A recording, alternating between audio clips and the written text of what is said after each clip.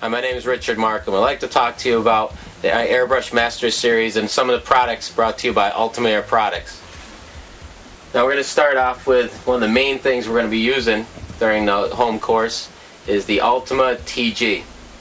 This gun right here, this airbrush, has a micron tip inside of it. Most micron guns get very expensive. What we did is we bought a lot of these so that we could actually reduce the price, but it's got a nice micron tip. There's a top of the line gun. It gets fine lines easier than a normal gun, but it also, because of that micron tips, it restricts the amount of paint that comes out of it. This allows you to have control that you don't have yet in the beginning of airbrushing. We also got a little spray regulator back here. Now you're going to take this and you're going to attach it with an air hose to your air compressor, so you're going to need yourself an air hose, and this will actually just screw right on to your airbrush. The other end of it will screw right onto your air compressor. Now from there we can also upgrade to what we have here is a quick connect system. You take the female part of the quick connect system and you cap off your air hose. Then you take the male part and you screw it onto your airbrush, connect the two together, and then you can go ahead and you do your spraying. When you want to disconnect it, just take it right off of there. This allows you to have multiple guns at the same time, but also leads us to our next thing. We have a holder right here. We've got two different types.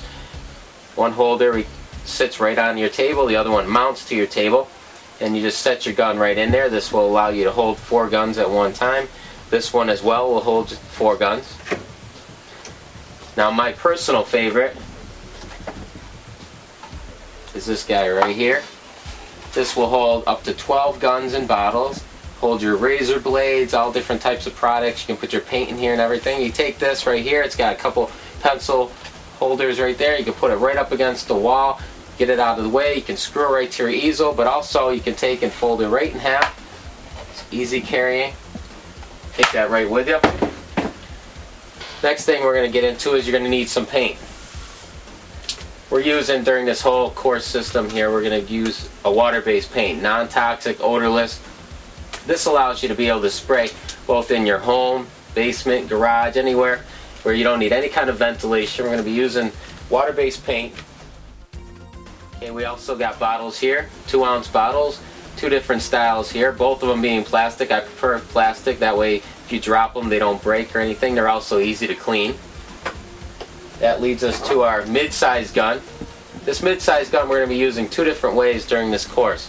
One way, you're going to have a wide spray pattern. We can actually use it to base coat, lay out clears, anything like that. But also we can take and regulate our pattern down with this knob right here down to a nice tight spray, making this an overgrown airbrush. And then we could take some of these techniques and actually just make them go faster by using a bigger airbrush spray. We're going to use a lot of this masking right here, which we call artist masking. It's got a paper surface, low tack adhesion. This won't rip off any of your paint. This is going to work excellent for almost all of the techniques we're going to be going over. Then to add to your techniques, we have all different types of stencils here. We've actually designed these right here, the fire stencils. With these stencils right here, you can actually go in and put all the nice little tight flame licks in your flames.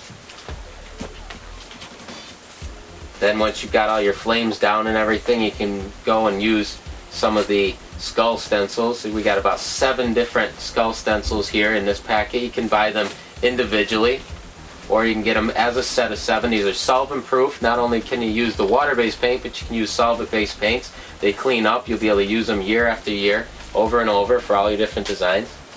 We also took that same skull series and we shrunk it down to little minis. So you get all 7 of these in a mini series. And these right here work excellent for helmets, motorcycle tanks and parts. You just hold this little tab right here and do your spraying right over top of that.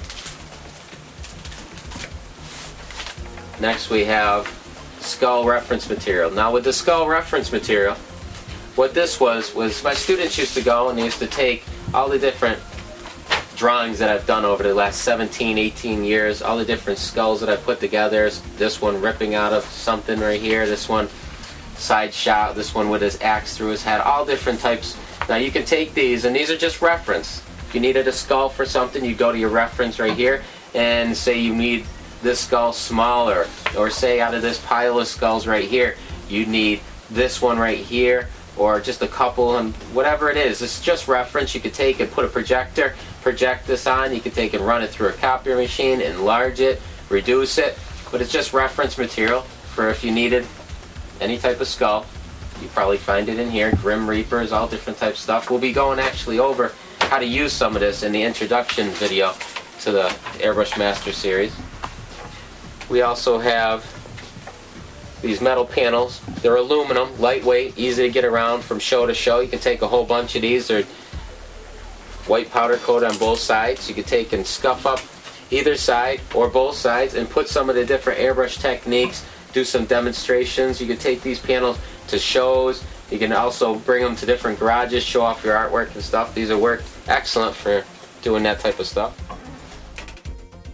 And the last thing we have here are the air compressors. We got two different styles here. We have the single piston right here, and we got a double piston. Both of them will fill up about 75-80 pounds of pressure. Got two positions on our switch right here. If you click it up, you'll have automatic, where that will turn on at about 35-40, turn off about 60-65. Then if you turn it down, it'll be continuous run. Keep it at about 70-75-80 continuously.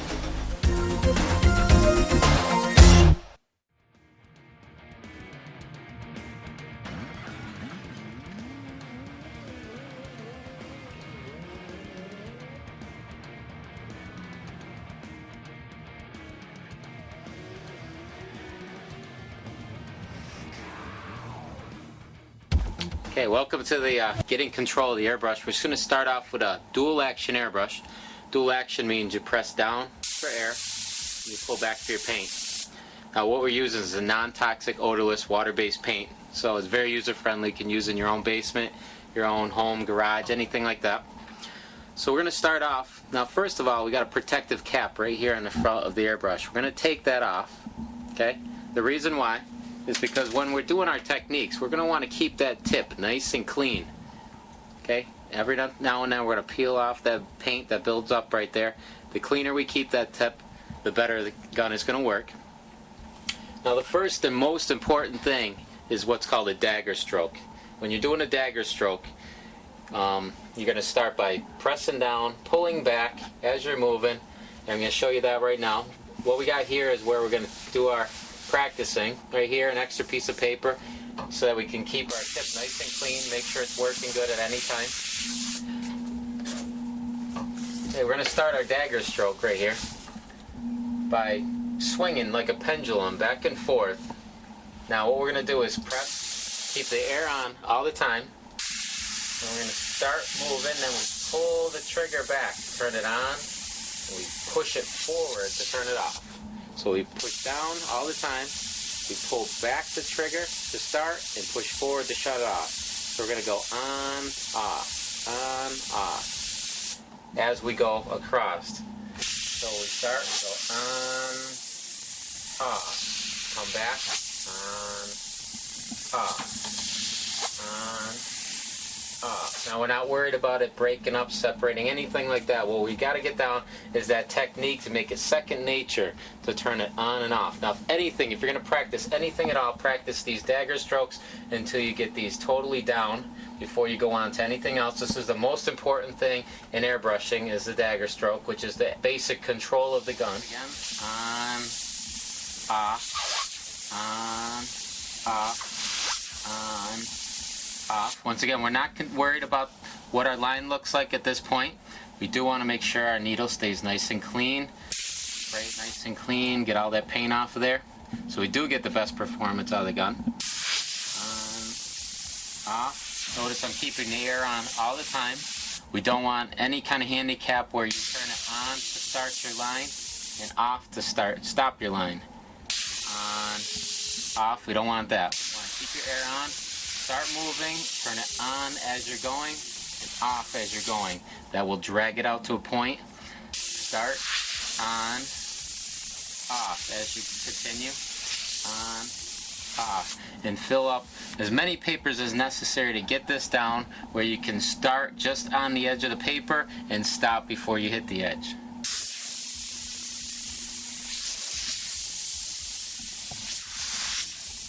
Okay, now besides holding the gun properly when we're doing the dagger strokes, we don't want to hold way up in front of the bottle. We want to hold it right here. Then also, we want to gently just hold the bottle lightly. Okay? And we want to go back in here. This will help us to get control later that we're going to need when we get into fine detailing and stuff. Now we're going to go in here for the second thing, and we're going to do those same dagger strokes again.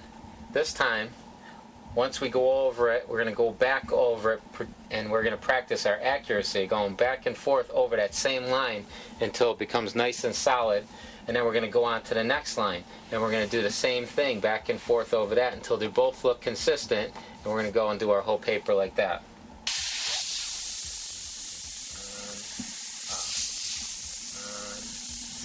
Back on the same line.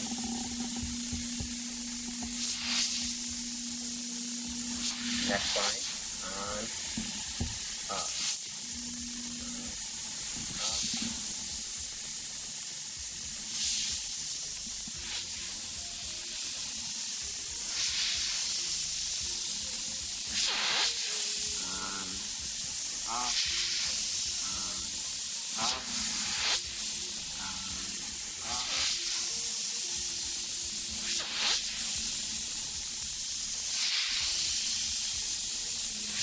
Also, you notice that this hand not only helps to balance and to hold it, everything to steady you, but also you can adjust your depth away from your paper so that you're not wandering as you do your line, just like a machine, back and forth. The same, if you want to get closer for a finer line, you can stay that distance. If you want to get back farther, but you can stay nice accurate distance right here. On, up. Now we're not working with fine line right now, we're just trying to keep them all accurate and fill as many pieces of paper as need be to get this down.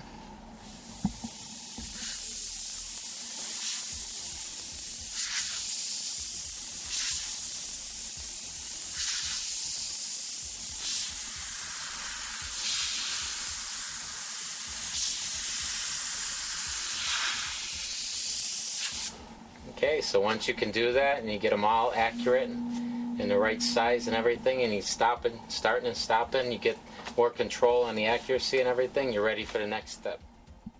You make a couple lines.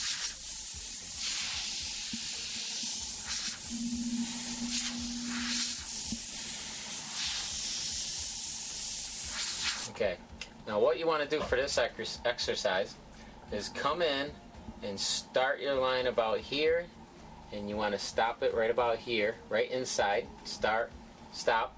We want to go back and forth over that same line, work on our accuracy. You do also want to work on getting in a little bit closer now. Now that you're getting a little more control and everything, you want to get a little bit closer and start tightening up that line a little bit. Start, stop. Go over the same line again.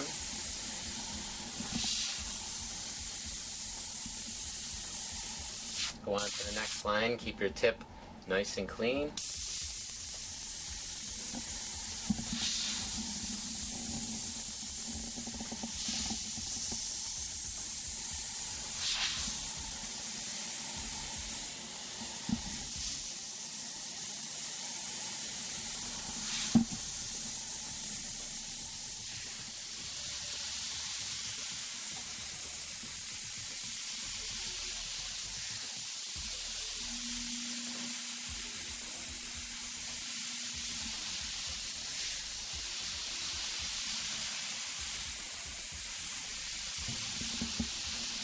Right past it, right past it.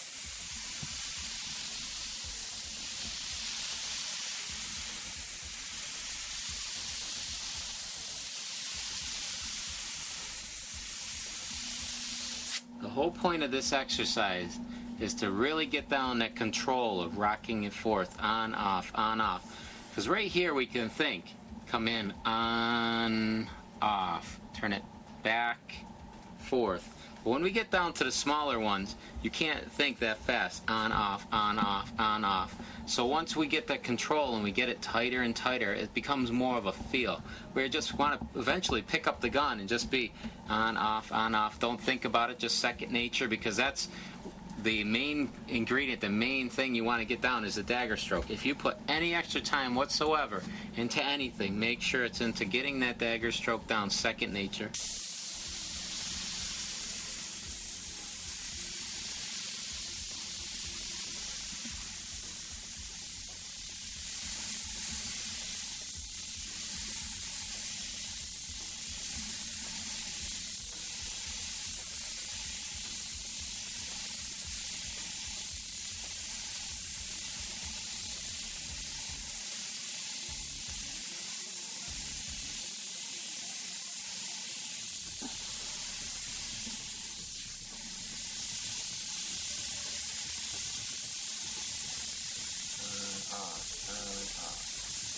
You want to get this second nature.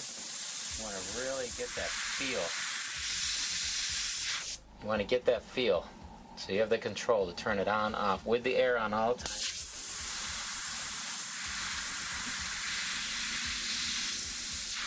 Work on this, master this, get this down. When you get that down, we're ready for the next thing. So once again, you want to make sure this pyramid, you get this down real good. Now, a couple things I did want to mention is you don't want to take and wait for your paint to start, then go. You want to be moving when you start to pull back that trigger so you don't get something like this.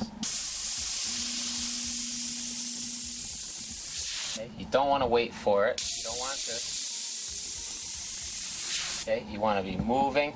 Now, you also want to get nice medium speed. If you go too fast, it might be too fast for you right now. If you go too slow, you might get a lot of shaking.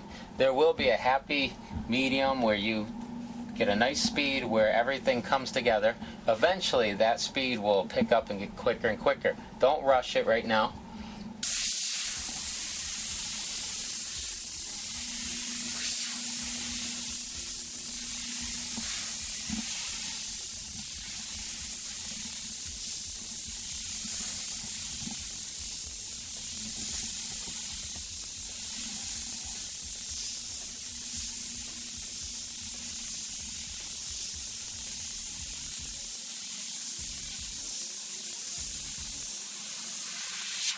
Once you can do that, go back over them.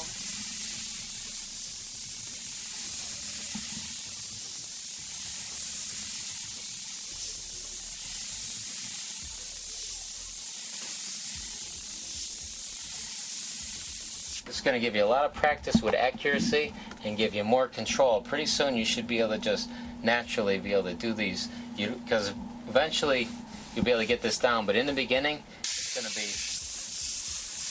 okay. Don't worry about that. Just keep practicing. Start big, on, off, where you can think, and just work it until it becomes more second nature. Okay, so now we're going to take that line and we're going to curve it and we're going to make ourselves a circle. What we're going to do is start, we're up close, and we're going to go right around with that line. We're going to turn it on, off, okay?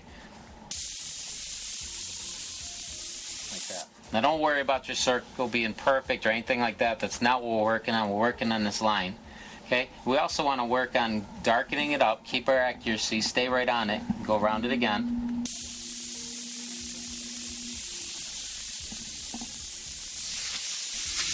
Make sure your tip is clean. Practice going both ways.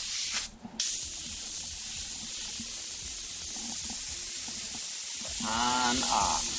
On, off. We're still inside there doing that dagger stroke, so it blends in. If we don't, when we start and stop with blotches, you'll actually see that. Now what we're going to do, we're going to take that dagger stroke that we were doing, the bottom of that pyramid, on, off, that little dagger we were doing, back that up. From here, back it up now. And you get this. On, off. What we're going to do with that is bring it inside here. Turn it on, off, from a little bit of a distance. Off, on, off. And we get our shadows. Now don't go making a bunch of little balls. Make them pretty big, decent size, so that you can get control. Get up close. Go over it and around it. Back it up. On, off. Continue. On, off as you continue. Off. On, off. It's the same as if we're up close. On, off. On, off. On, off as we continue. Shut it off as we drag it around. Just take that, back it up, and we get that.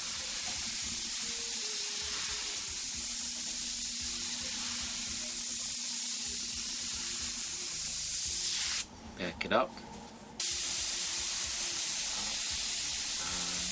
Off.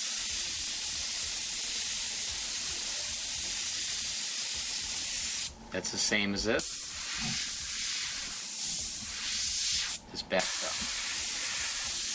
Another one up here.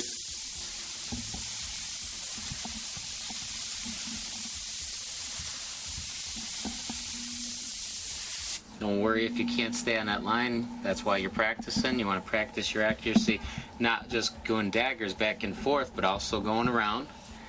Back it up. Start, stop. On, off. Off. On, off. Remember to drag that right around, stopping the paint as you continue. You don't want to get this. And you don't want to go back and forth with your gun on. Okay? On, off as you continue. On, off. One more.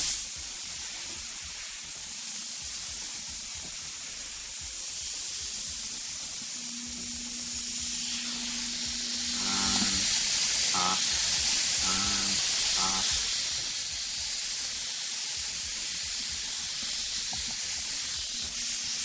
There we go.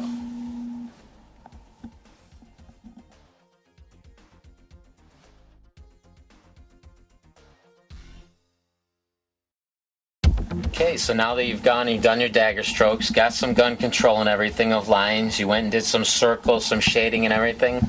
In your kit, your Airbrush Master Series, you're going to get 3 different templates like this. Go and take and make a couple copies. I wouldn't suggest to use the original because then you just get that one shot. You're going to want to go and practice this and everything and over. So go make some copies of this, 11 by 17. And you got the full shaded version up here, outline shading and everything. You're going to look at this and you're going to go and duplicate it right here. Now to go and do your outlining, you're not going to want to start your dagger stroke on the end right here and do this. You want to start on the inside of the line and come around and drag it out to the end. Come around and end it with the dagger stroke, and this with your dagger stroke, like this.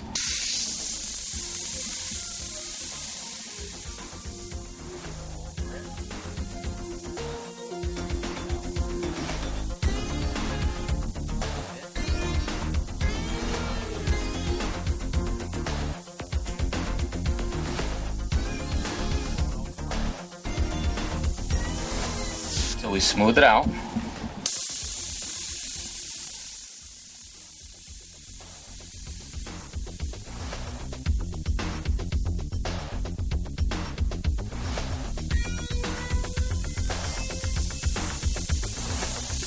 This will help practice some of your accuracy.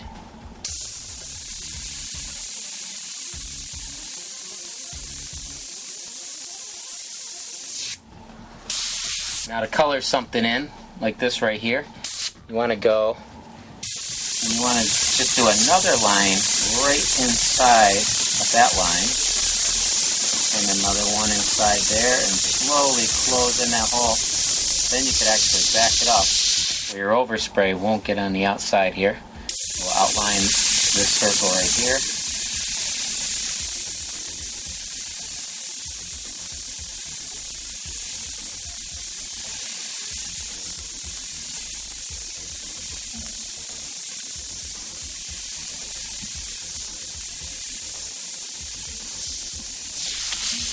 Keep cleaning off your needle. Make sure that stays nice and clean so you get the full performance of this gun.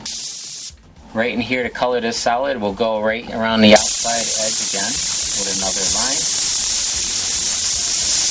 What we're trying to do is build up away from the edge so we can open it up, our pattern, without getting overspray outside.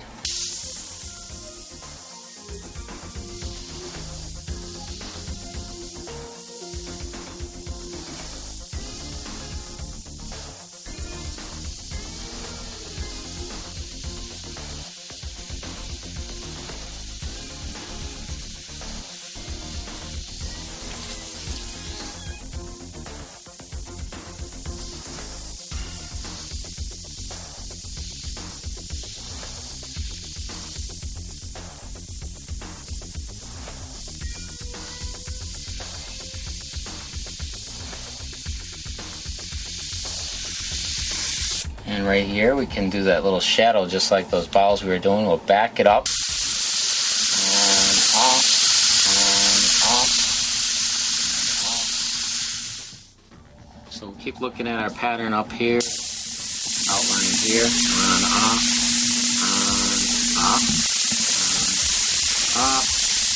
Keep going over that line to smooth it out with the dagger stroke. Make sure you have that dagger stroke down before you even start these. Now, don't worry about messing this up. Right now we're just, it's our first one. Don't worry about that, but if you do start screwing up or something right in the beginning here, finish the whole thing. Do the whole thing complete, then throw it away. Don't just throw it away and start a new one, because by the time you start just the eye and do it a couple times or whatever, that amount of practice could equal up to the whole skull that you did that one time. So it's the more practice you get. If you just do 7 eyeballs, that might be equivalent to doing one whole skull. So finish it all up. Nobody will see it. Toss it away. Do another whole skull. Okay? Don't just start it and throw it away.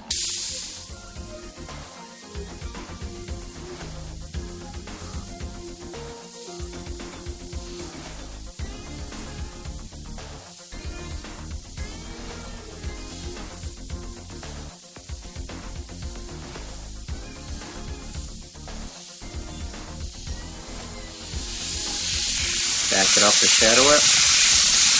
On, off, on, off, on, off, on, off. Still doing the dagger stroke.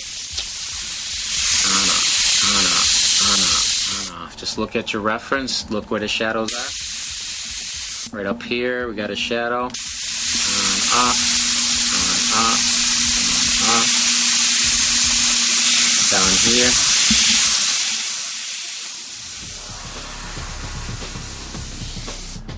Outline.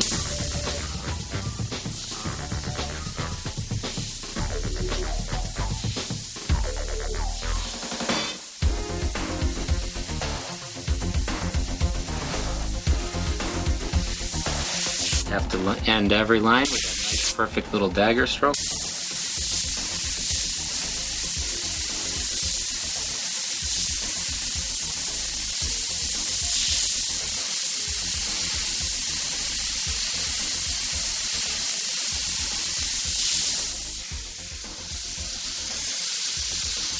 Okay, now remember them right at the bottom of that pyramid, those tight little dagger strokes we were doing. That's where it come into play around these teeth right here.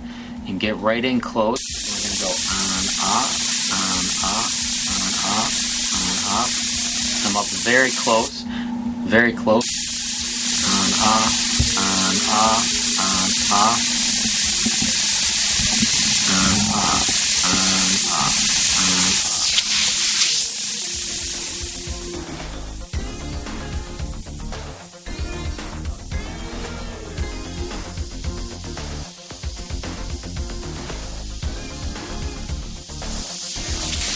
As soon as that's not spraying, make sure you clean it off. Get it spraying.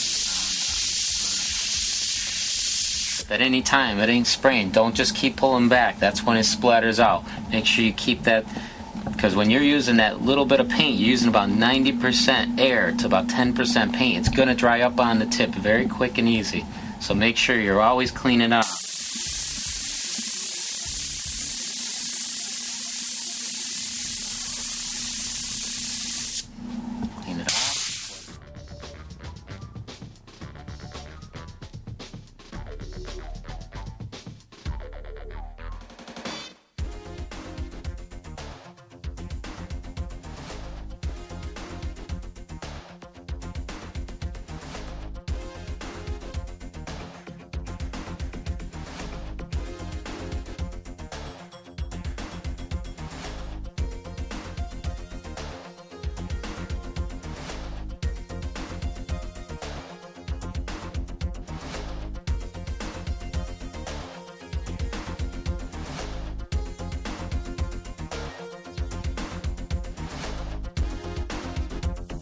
build up away from the tooth.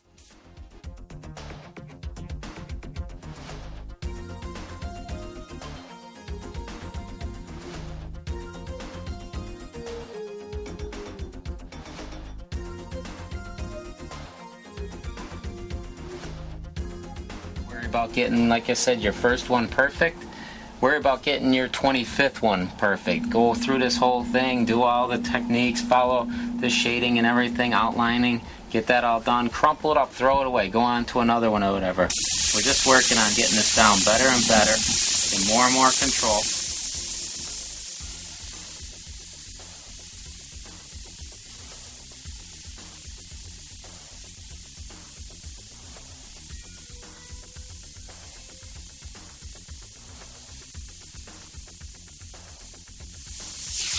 You might want to try a couple things. If you're struggling and having trouble, a lot of spitting or anything like that, doing your fine lines, go ahead and add a little bit of water, a little bit of reducer, whatever it is for the paint that you have. If you have urethanes, add some reducer. Add some of the water if you have a water base, but thin it down a little bit, turn your air down, try some different things, see if you can get a nice fine line.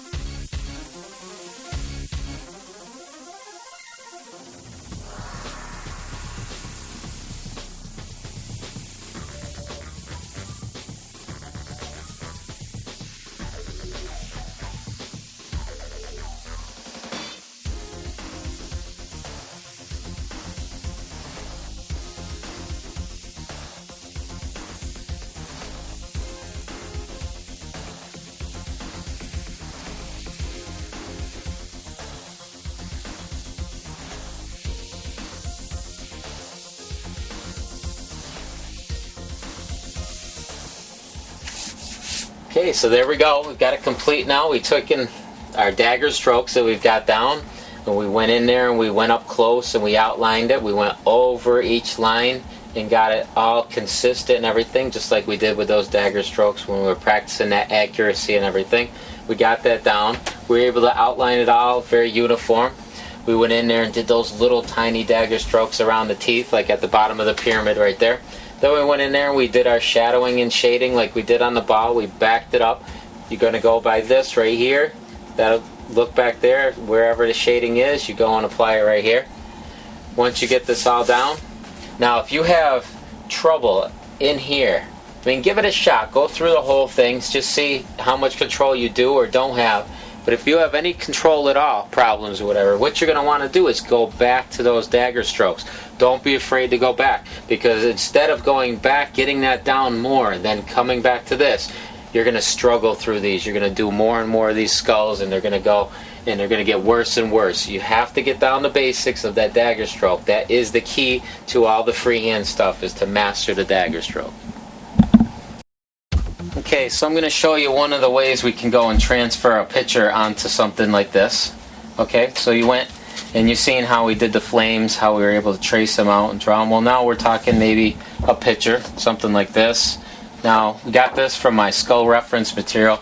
In here, we've got 20 different layouts of all different skull. This is basically just reference if you needed a left side of a shot of a skull for the side of a tank or something. This one you want them streaming, you could use this one. This would be the right side, the left side.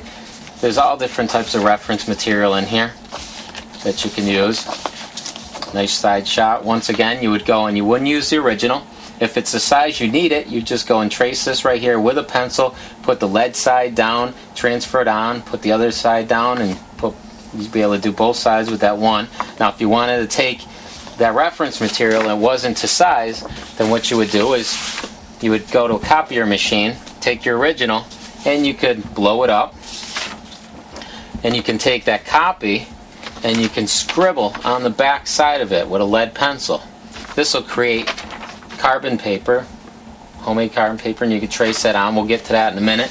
If you want to blow it up, say this one right here, you didn't want to use the whole picture, but you like this skull right here on the side of the tank or something like that, you could go and take that, put it on a copier machine, and you could enlarge it to the size that you do need it. Forget about all the rest of it, but take that one right there, and you could then go in there and you could scribble on the back side, line it up right where you want it, tape it, trace over it, it'll transfer onto the tank. So now to trace this on, there's a good chance it's not going to show up a whole lot. Plus we're going to need a little bit of a background color so that we can start this. So what we're going to do first is we're going to take some of our white. We just get a general idea of where some of this would go, or this piece right here. And we'll just mist down some of the white.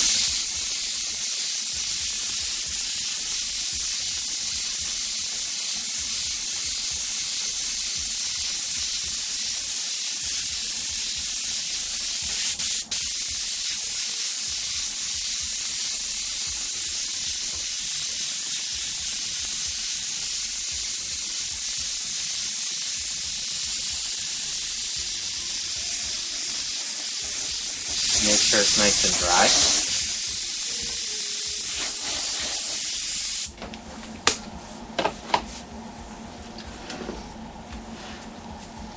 Okay, then we'll take our design, whether it be this one right here, this one right here. We'll go with this one right here.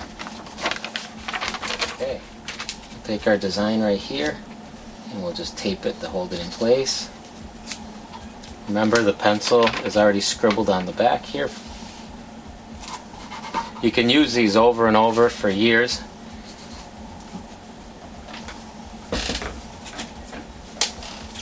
And we'll just go in here. And we'll start tracing this out.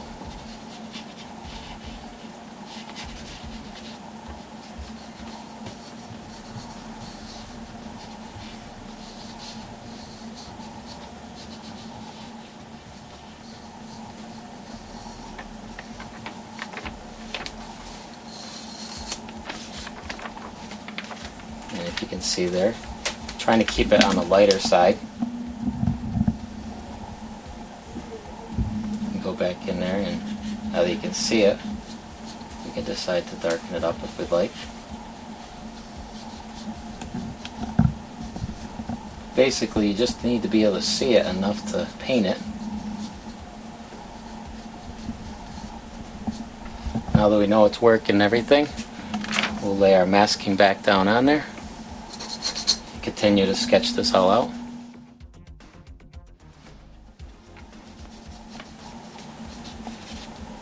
Okay, so now that you've gone, you pick out what you want out of here, whether it be all of it or just, I picked out this skull, and some of this right here. That's what I wanted on the side of it. When you're done and you've got what you want, you can peel this off.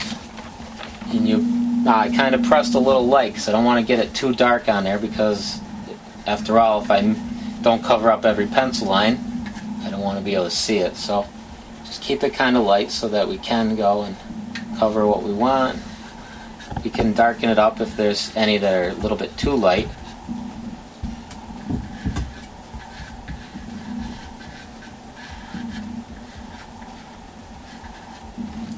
So that's basically another technique to be able to get it onto the surface there.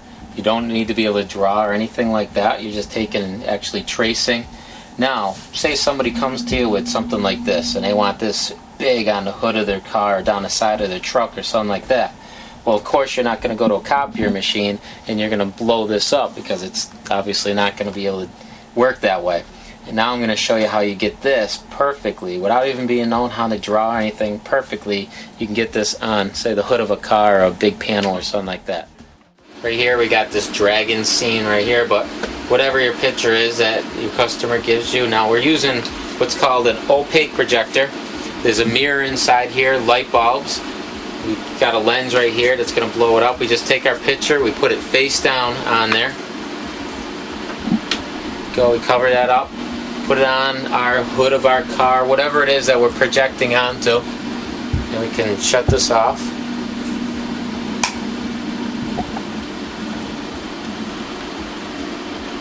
Just focus that, get it to nice and clear, and then we would just simply go up. And now that we can see it all and everything, we could just go in here and we can trace his eyes, horns, nose. We can trace this all out with our pencil, nice and softly, and get it perfectly proportioned, whatever size. If we want this bigger than that, we'd back the projector up even more. If we'd like it smaller, we'd bring the projector in closer, focus it up, and that's how we get it on there perfectly, whether we can draw or not. Okay, so we're going to go and do something like this, and I'll give you a good idea how this works. Take this picture right here, put that right on our projector. Let's turn off our lights.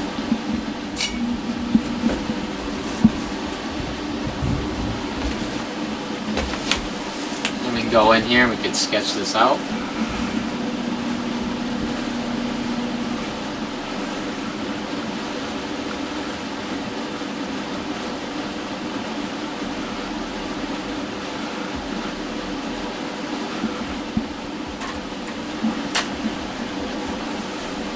Okay, once we're all done sketching that out, we can turn all our lights back on. There you go, we've got it all sketched out now. We can go in here, and there's another way to put it on to get your image onto your surface.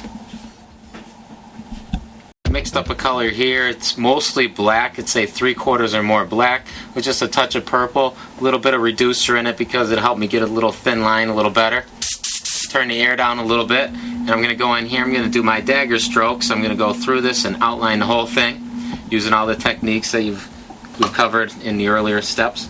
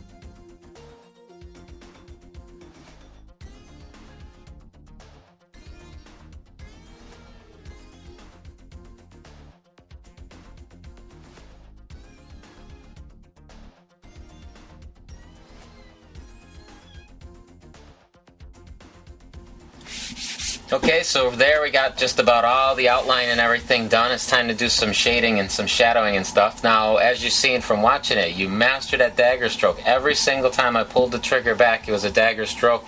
It started, stop, start, stop, but it always faded in both directions and everything will blend together. You master that dagger stroke and this is just going to become easier and easier all the time. Work on that dagger stroke, go through those techniques. Don't try to master the dagger stroke on the actual artwork. Master it on that pyramid and those different techniques that we went over. Now we're going to go in here and we're going to work on our shadow. Remember, we were up about that close when we were doing our dagger stroke for our line itself. Now we're going to back it up to the size we need for different shadows here. Back right in here, we're going to back it way up, you know, and then right here we'll get in a little bit closer, but still we're far enough away to make a nice drop shadow shading. So I'm going to go in here and shade now.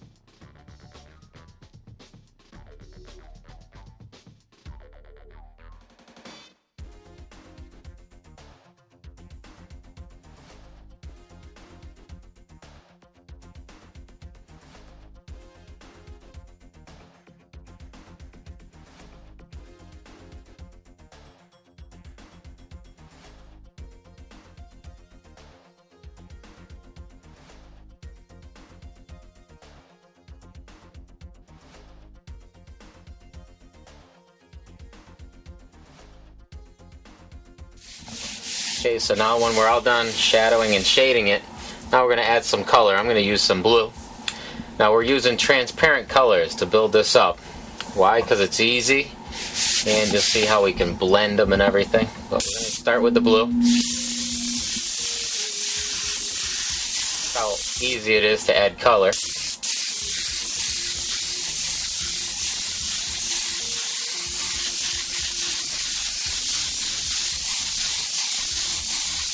You can go and make it as dark as you want.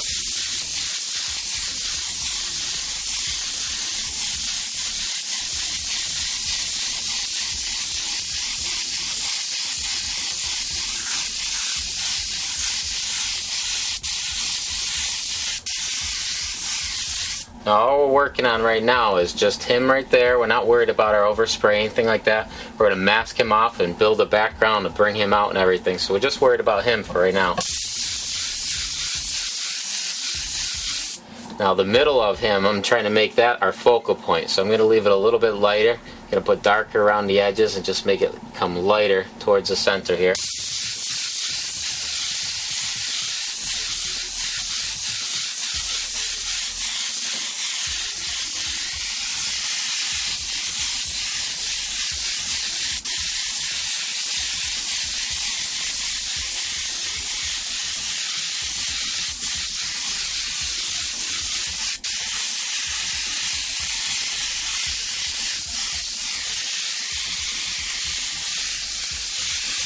Now we're going to go in here and we're going to be highlighting everywhere.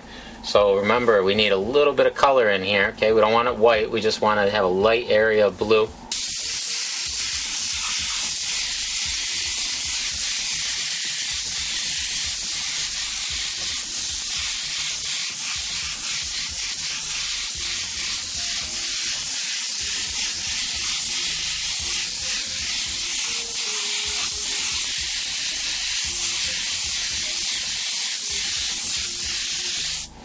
Okay, let's dry that up and we'll add some white.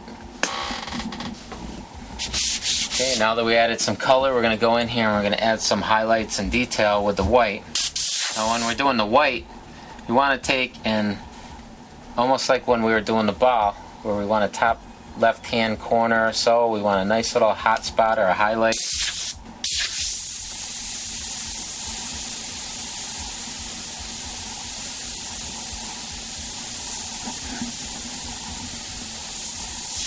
Now as you notice, I've turned the pressure down quite a bit and I've reduced the white down. Helps me to get fine detail easier.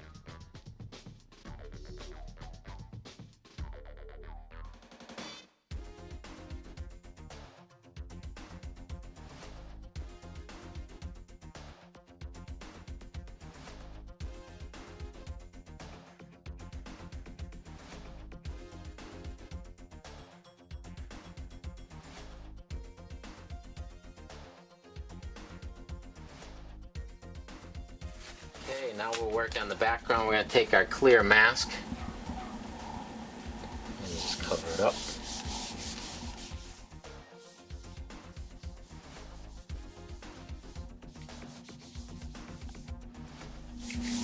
And we're going to cut this out.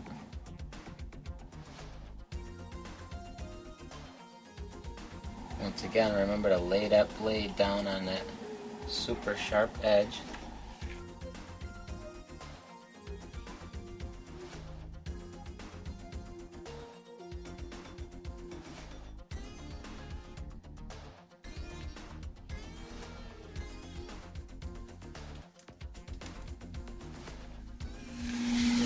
Peel off the background, keep him covered up, so we can now start our background. Okay, so now that it's all covered up, we're going to start with our black, the dark black mixture there, and we're going to put that all in the background.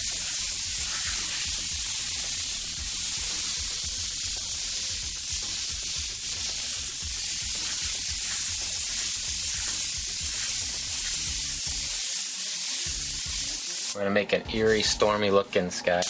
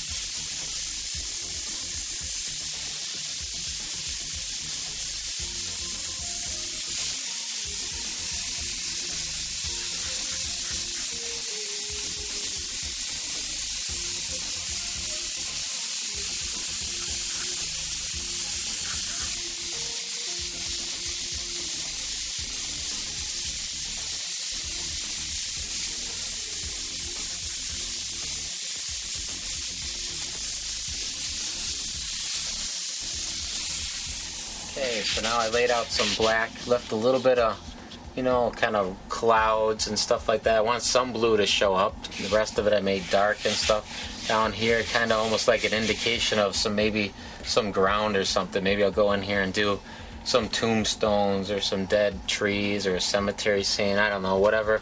We're going to take the blue. We're going to go right over top of it, start adding some dark blue color to it.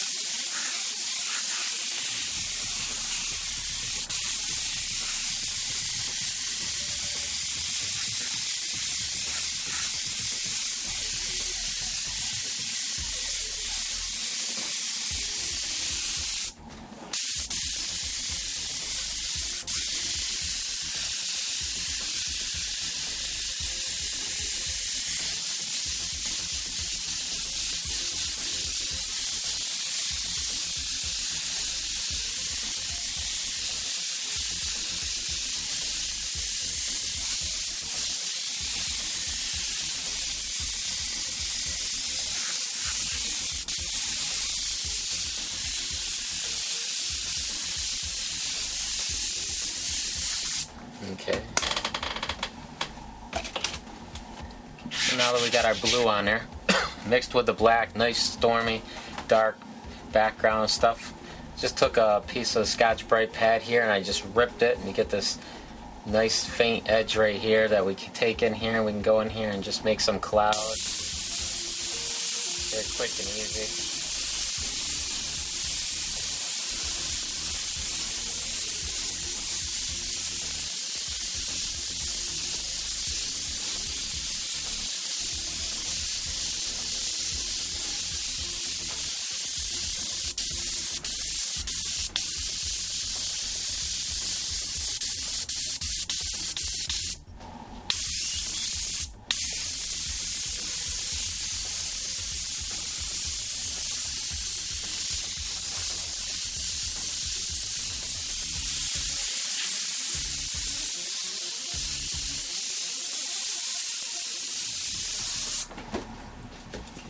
just take a piece of paper. We'll just draw some tombstones on here.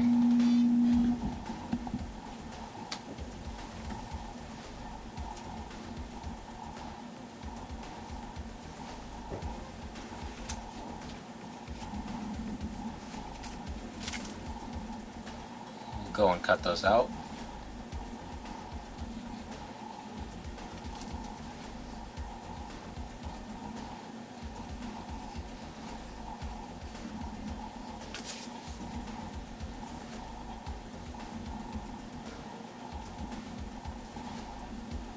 Hold these up here and we'll just put a little dusting behind them to bring them out. Move it over just the tiniest little bit.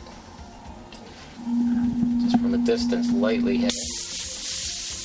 So we can give a little edging to them. Put some more over here.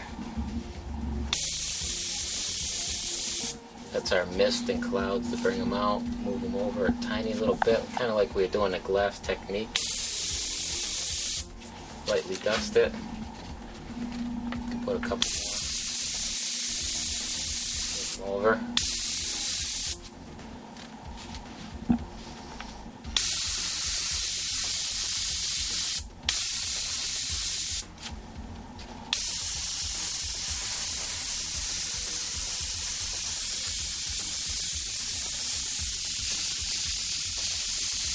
Dust over and push them farther back.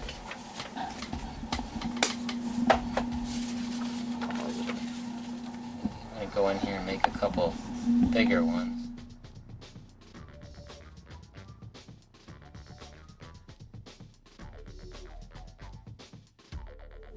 And cut that out.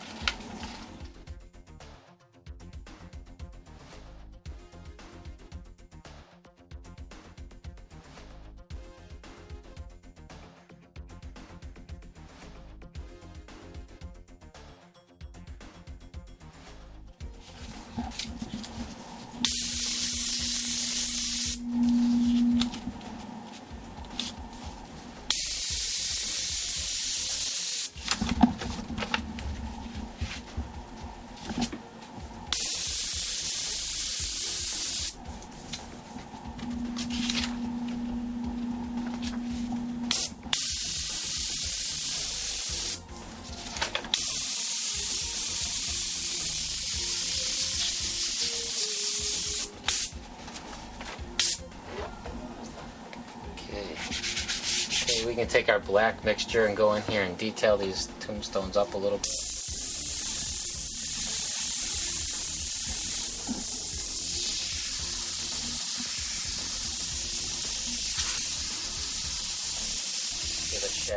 Give a shadow cast to it. We can use our hand. Soft shadow.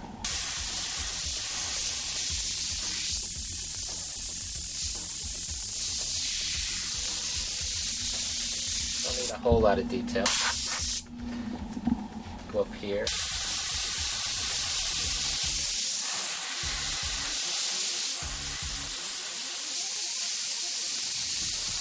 A little bit of shadow up there.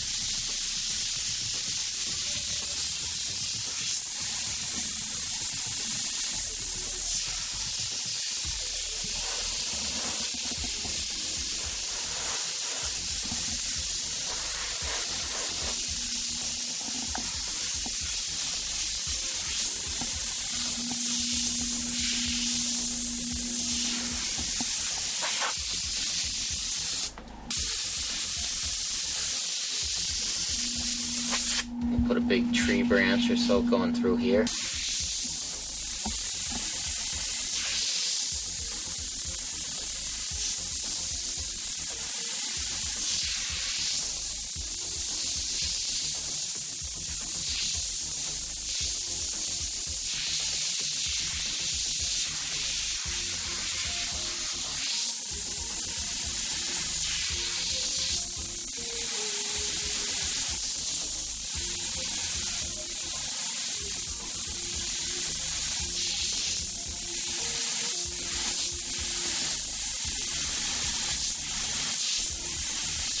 Just about the same as doing the lightning.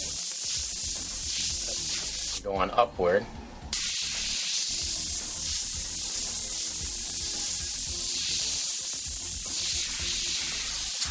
You can make some nasty stuff hanging.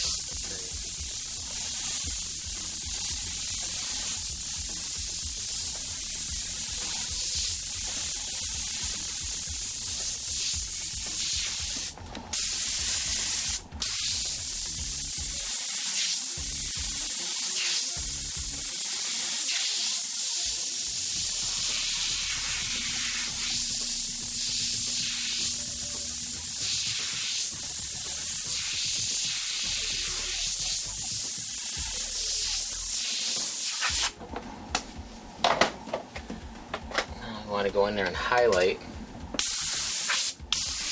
the top side where the light would be hitting.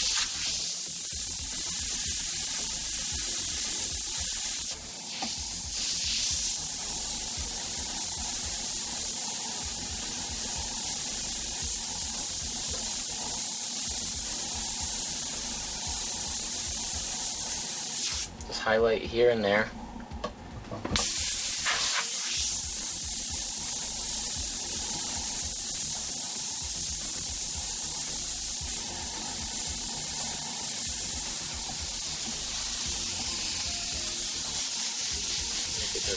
Dust white over top of those branches. Give it that illusion that it's back more.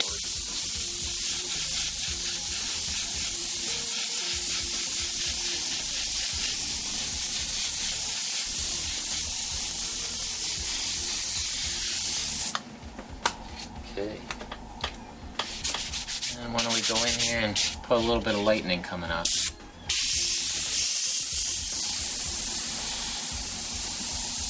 We can go and we can build up our nice wide spray first. Going where we want, off of each corner. Now for this particular one, I'm not going to go in there and add another blue color. I'm going to leave a nice bright white lightning so I could actually go and just go right in and do my lightning.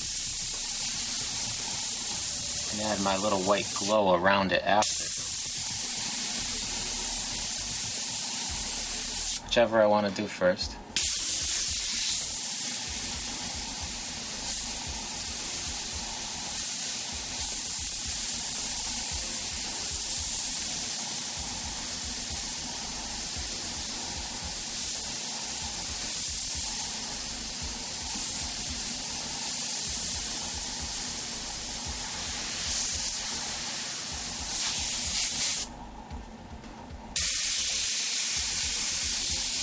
Back it up, do that little brighter glow around it.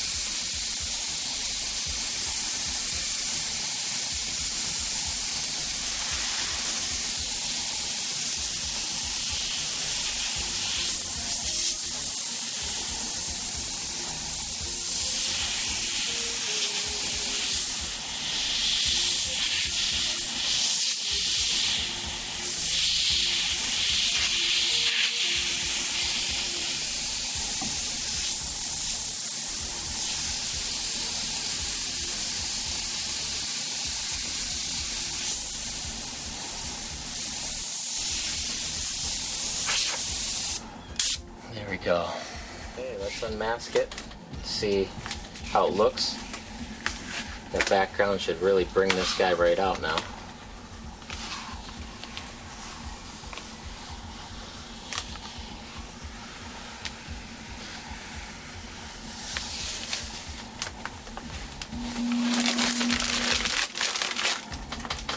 Now we can go in there and we can highlight and darken the background and the foreground together, add a little blue in the background if we feel, or darken him. I'm going to darken him a little bit more so this looks more like a black robe.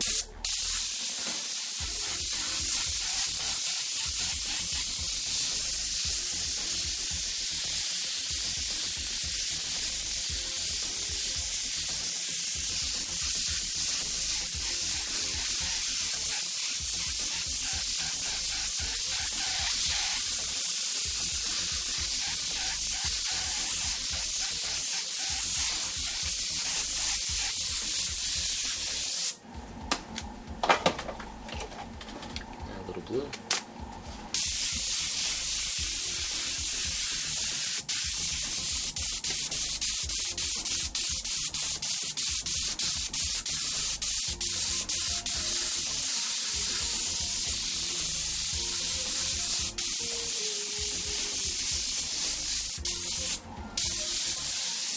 And we'll go up here and we'll add a little bit more blue. I want a little more blue.